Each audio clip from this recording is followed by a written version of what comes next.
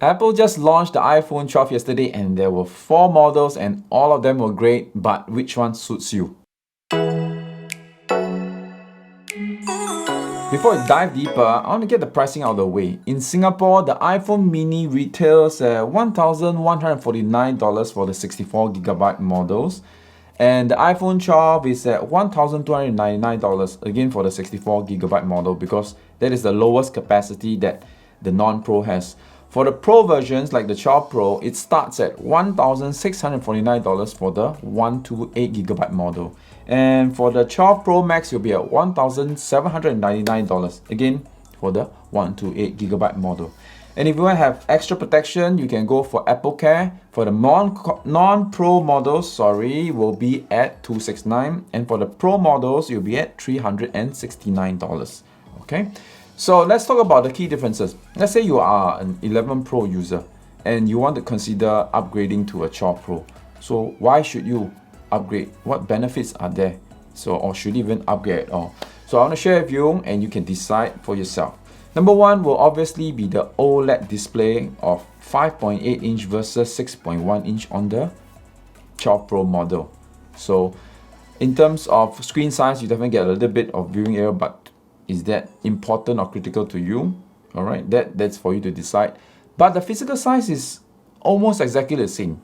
So in terms of width, for example, it's 71.4 versus a 71.5. So basically, when you hold it in your hand, you can't discern the differences, and that is something that, is it good enough for you to maintain the same size but giving you that little bit of extra screen size? You have new colors like Pacific Blue, and you have, importantly, the 5G technology, which now I'm not sure in Singapore when are we going to be able to get that 5G to be in place. We are still on 4G, so whether it benefits us at this point in time, your guess is as good as mine. But they do have Dolby Vision HDR video up to 60 frames per second.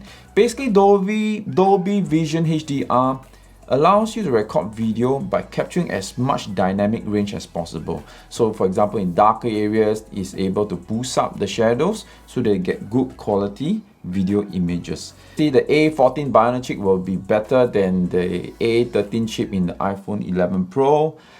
Importantly, they have this new feature called Ceramic Shield on the screen, which gives you better drop performance of apparently 4 times compared to the previous model.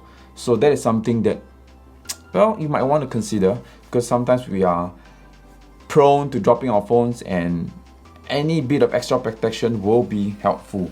And you have very cool stainless steel banding, so it harks back to the old design of the iPhone 4, where it's like a steel band around the phone. So that is something that I really like, and is in stainless steel form compared to the iPhone 12 models, which have the aluminum. So the Pro models have the stainless steel. You also have water resistant, which is improved up to 6 meters for 30 minutes. I believe the last model was at 4 meters, also for 30 minutes. And there's this interesting new feature called MagSafe. So basically, there is a band of magnets on the back of the iPhone for all models, all 4 models, and this allows you to have charging ability. So when you charge, it will stick like magnet, so you're aligned properly. And at the same time, I think it will spawn many devices like car mounts, maybe other things that could help to make use of that magnetic safe attachment by means of charging or by means of attachment. You also have Apple ProRaw mode, which basically allows you to record like in RAW mode, but with the ability of computational technology to create photos and give you the ability to control your photo editing to another level. Okay, that is something that you want to consider if you are a pro user and if you like to really tingle with your photos and in terms of the pro or the editing portion. So that's something for you to consider. Smart HDR3 and night mode portraits. Night mode portraits will be interesting because I think now you can't do any night mode portrait shots, just normal night mode shoots. But with the ability to do portrait in night mode, that will be something for you to consider. And you do have night mode time-lapse. So again, that's something that you are like, or you are more of a pro camera user. this is something that you can consider. And the good thing is now front camera comes with night mode and deep fusion and also HDR video recording. iPhone 11 doesn't have it. Okay, but if now you want even better camera technology and a bigger screen size, obviously you go for the iPhone 12 Pro Max. The screen size will be obviously 6.1 inch versus a 6.7 inch on the Pro Max. So you get a lot of screen real estate. Telephoto camera actually is the key difference between the Pro models and the Pro Max ones. The telephoto performance on the Pro Max, in fact, has a faster aperture at f2.0 versus the f2.2 on the 11 Pro. And there is also a sensor shift stabilization.